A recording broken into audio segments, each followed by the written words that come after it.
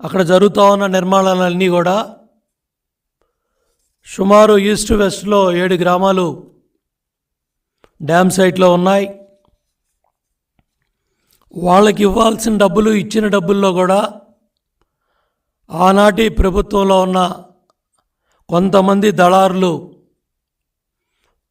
నిర్వాసితులకు ఇచ్చిన డబ్బులు తినటం వల్ల మళ్ళీ ఆ సమస్య పరిష్కారం చేసి వాళ్ళకు 115 కోట్లు మళ్ళీ క్యాబినెట్లో తీసుకెళ్ళి ఇచ్చి చంద్రబాబు నాయుడు గారు కేంద్ర ప్రభుత్వ పెద్దలతో ఒప్పించి లైఫ్ లైన్ ప్రాజెక్టు, ఇది జాతీయ ప్రాజెక్టు, నిధులు రీఎంబర్స్ చేయాలి, పనులు త్వరగా అవటానికి రాష్ట్ర ప్రభుత్వం నుంచి మేము ఖర్చు పెడతాం, ఆ డబ్బుల్ని నాబార్డు ద్వారా మీరు రీఎంబర్స్ చేయాలని చంద్రబాబు నాయుడు గారు ప్రతి సోమవారాన్ని పోలవరంగా గుర్తించి, ఈ దేశంలో ఏ రాష్ట్ర ముఖ్యమంత్రి కూడా ఒక ప్రాజెక్టు దగ్గరికి 28 సార్లు వెళ్ళి ఉండరు. ఏ రాష్ట్ర ముఖ్యమంత్రి కూడా 82 సార్లు వర్చువల్ ఇన్స్పెక్షను ఏ ప్రాజెక్టుకి చేసి ఉండరు. గిన్నిస్ బుక్ ఆఫ్ వరల్డ్ రికార్డులోనే పోలవరం 32,215 క్యూబిక్ మీటర్ల కాంక్రీటు కంటిన్యూగా 24 గంటలు కాంక్రీట్ వేసిన ప్రాజెక్ట్ ఈ దేశంలో ఒక్క పోలవరం ఇరిగేషన్ ప్రాజెక్టే.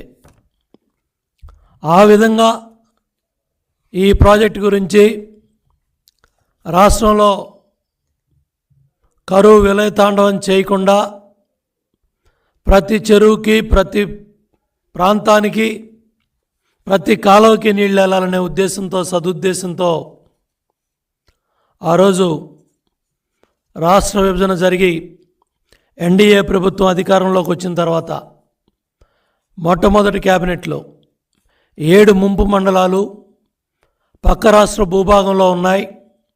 మన భూభాగంలో 7 ముంపు మండలాలు వస్తే నిర్వాసితులకి న్యాయం చేసి వాళ్ళకి ఇళ్ల నిర్మాణం చేసి వాళ్ళకి ఇస్తామన్న డబ్బులు ఇచ్చి ప్రాజెక్టుని త్వరితగతంగా పనులు పరిగెత్తించాలని 5% అవనే హెడ్ వర్క్స్ పనులు 72% తీసుకెళ్ళి దగ్గర 11,923 కోట్లు తెలుగుదేశం ప్రభుత్వ హయాంలో ఖర్చు పెడితే మీ 5 ఏళ్ల నిర్వాహకం 5,825 కోట్లు.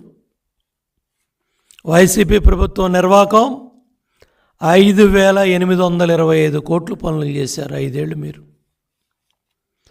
15 నెలలు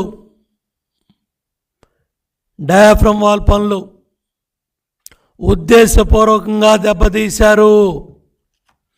మళ్ళీ నొక్కి చెప్తా ఉన్నాను, ఉద్దేశపూర్వకంగా గోదావరి వరదల్ని 2019లో 2020లో ఉద్దేశపూర్వకంగా ఏదైతే ఎర్త్కమ్ రాక్ఫిల్ డ్యామ్, ఈసీఆర్ఎఫ్ డ్యామ్ పనులు ప్రారంభం చేయకుండా చంద్రబాబు నాయుడు గారు ఈ విధంగా నిర్మాణం చేశారు. నేను ఎందుకు ఆ పనులు ముట్టుకోవాలి? నేను రివర్స్ టెండరింగ్ చేస్తున్నా, 1000 కోట్లు తప్పు జరిగింది, మమ్మల్ని తీసుకెళ్ళి జైల్లో పెడతాం అని ఎన్నో మాటలు, పిచ్చి మాటలు మాట్లాడారు. మొట్టమొదటిసారి పనిచేసిన ఇరిగేషన్ మినిస్టరు బుల్లెట్ దిగిందా లేదా అని శాసనసభలో చంద్రబాబు నాయుడు గారిని పట్టుకొని ఆ రోజు అహంకారపూరితంగా మాట్లాడిన ఇరిగేషన్ మంత్రి ఇవాళ ఎక్కడున్నాడు? రెండో ఇరిగేషన్ మినిస్టర్ వచ్చాడు ఈ 5 ఏళ్లలో. పోలవరం డ్యామ్ పనులంటే చేతులు ఎత్తేసాడు. డ్యాన్సులు చేయటం తప్ప పోలవరం డ్యామ్ ఎప్పుడు కడతాం, పోలవరం డ్యాంలో ఏం పనులు చేస్తున్నాం, జరుగుతున్న పనులేంటి అనేది చెప్పే చిత్తశుద్ధి కానీ రైతుల పట్ల ఏమాత్రం కూడా అంకితభావం లేకుండా ఇద్దరు మంత్రులు ముఖ్యమంత్రి జగన్ రెడ్డి కనుసన్నల్లో చేతగాని దద్దమ్మల్లాగా చేతగాని అసమర్థుల్లాగా పనికిమాలిన వాళ్ళలాగా ఈ ముగ్గురు కలిసి జగన్ రెడ్డి, అనిల్ కుమార్, అంబటి రాంబాబు వీళ్ళు ముగ్గురు కూడా జాతికి ద్రోహం చేశారు. జాతీయ ప్రాజెక్టుని గోదావరిలో ముంచేశారు. చరిత్రహీనులు వీళ్ళు, రైతు ద్రోహులు వీళ్ళు. వెనకబడ్డ ప్రాంతం రాయలసీమ, కరువు బారిన పడే ఆ రాయలసీమను కాపాడాలి, రాయలసీమను రతనాల సీమ చేయాలని ఆంధ్రనివా పనులు, గాలేరి నగరి పనులు, తెలుగు గంగ పనులు, ముచ్చుమర్రి రాయలసీమకు లైఫ్ లైన్ ప్రాజెక్ట్ అది.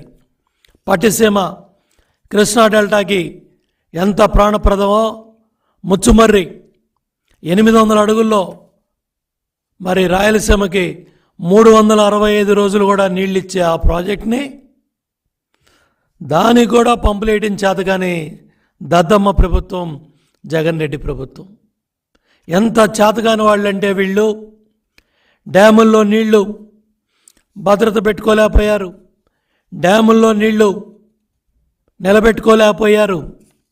రాయలసీమ ప్రాంతానికి రావాల్సిన నీళ్లు పక్క రాష్ట్ర ప్రభుత్వంతో లాలూచీపడి పక్క రాష్ట్ర ప్రభుత్వాన్ని గెలిపించాలని రాయలసీమ ప్రాంతానికి వెళ్ళే నీళ్లు కూడా పక్క రాష్ట్రానికి ఇచ్చిన తెలివి తక్కువ ముఖ్యమంత్రి జగన్ రెడ్డి.